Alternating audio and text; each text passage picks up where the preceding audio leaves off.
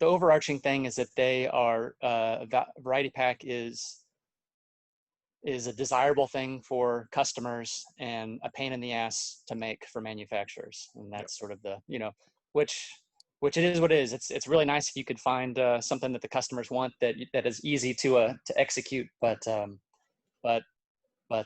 even so, I guess whenever there's something that customers really want, it's hard to ignore for too long. And both our just customers and retail partners have been asking for a variety pack for a while, especially once we started doing 12 packs of kind of core brands.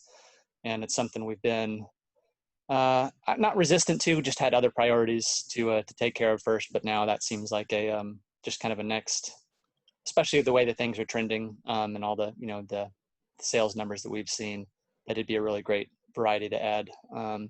I guess, one of the big questions I had that I just didn't really have much data on were, if you were going to offer a variety pack of existing brands that are already on the shelf, what does that look like? Does it, how much of the individual brand sales does it cannibalize versus, what's your net gain from it? And is it really an opportunity to make new long-term customers for those brands that they might not have tried it on their own, but as a package, how many new customers might that turn on? Yeah, and I think this will vary by brewery and by retailer, but I think a big important question with these, and anytime you maybe launch a new package or make a move into 12 packs for the first time, is, are we getting an incremental shelf spot, or is this going to have to take the place of something else? Mm-hmm. And anytime you're getting an incremental spot, which you have an opportunity to get when it's something they're asking for it. If Right. it's something they're asking for, they might not make you give something up too. Mm-hmm. And that's where it becomes even more of a no-brainer, or just a great opportunity when you're getting some extra shelf spot out of it. There's a lot of consumers out there that just only buy packages of that size. Yeah. And when you're not in them, these aren't people you're used to talking to, or you're not used to getting feedback from. But there's just, what I learned and didn't think about until maybe 3-4 years ago, is just how many people would only even think about buying a 12 pack of beer or more at a time. Yeah, that's something we've learned. It's really odd, but yeah, just the people have preferred packaged options, even when it's not based on just dollar per ounce. That sometimes people just like the feel of a big, a 32-ounce can versus a 6-pack or whatever it is. So but yeah, to be able to offer that variety to those customers is a good option to have. What you're talking about that's flying is like bundles, right? Them saying like, hey, we're going to take a 4-pack of this, this, and this, and knock a couple bucks off if in the online store you pick this bundle. Yeah, either that. So we're doing a lot of that, and I would say like either mix packs or like mix bundles, like basically a 12-pack that you've assembled on the spot. Anything that has this like added level of storytelling, we're seeing be super successful, and we're doing a lot of those kinds of projects. It's even something that seems kind of simple, like the IPA set, where like, here's 3 of the IPAs that we do, or like we've seen some that are like hop focused, so like hops or beers that feature specific hops, and like kind of putting that together for that kind of experience. It's kind of like, I think, replaced the taproom experience of the flight, or the taproom experience of a bartender, like, try this, oh, you like this, then you might like this.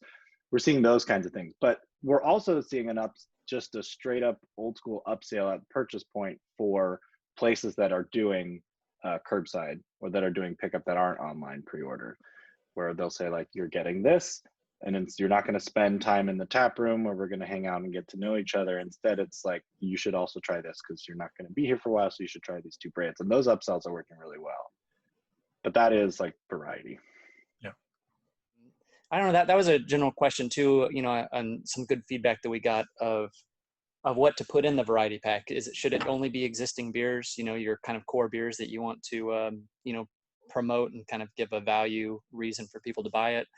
Or do you throw in something else, or is it all exclusive beers, or is it one exclusive beer in there that might rotate, just as a way to sort of incentivize people to buy that package more often, or to give it a try, multiple times? For y'all, like, I know you make the IPA. I'm sorry, the Hero. I forget the name of the. Yeah, we call it the League of Heroes. League of Heroes. Thank you. that one, and even that one doesn't, that one sort of, the beers in there sort of cycle in and out seasonally, right? Yeah, we call them issues, like to Uh-huh. play on the comic book theme. But Yeah. the way the pattern goes is every 12 pack always has 3 anti-hero, which is our Mhm. flagship. It's like, 45% of our sales. So we kind of we make people get reminded that, hey, this is a great beer, Sure. has been, still is. And so we make you take 3 of those. And then the trade-off is there's always another slot of 3 that's a brand new beer. And Mhm. it's something, you know, depending on your definition of innovative, it's innovative. It's something new. It's a new hop that's maybe harder to get or just came out, or it's a new technique to IPAs that's getting popular. It's some kind of take on an IPA that has maybe an educational element, experiential element, being able to compare it to Anti-Hero. And then we just have this whole long roster of old ones, old heroes. There's maybe like 25, 30 of them. And then we bring back 2 of them that we think makes an interesting combination. If it's summer, we go with the more like tropical hop ones, or ones that Sure. are, bright. Or if it's winter, we might go with some of the more malt forward versions, things like that, or put a black IPA in the fall, things like that.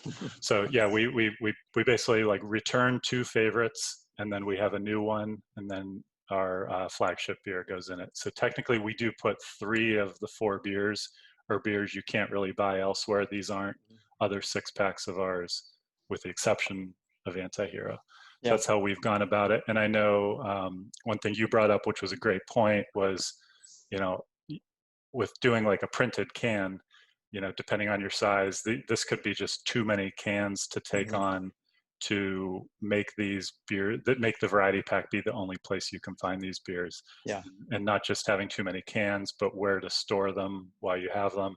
If depending on if you're like in a city, storage is going to be tight, and where do you stick these, and is it worth it to pay for storage for 2 to Right. 3 years of these, and are you going to want to even be making this beer in 2 years?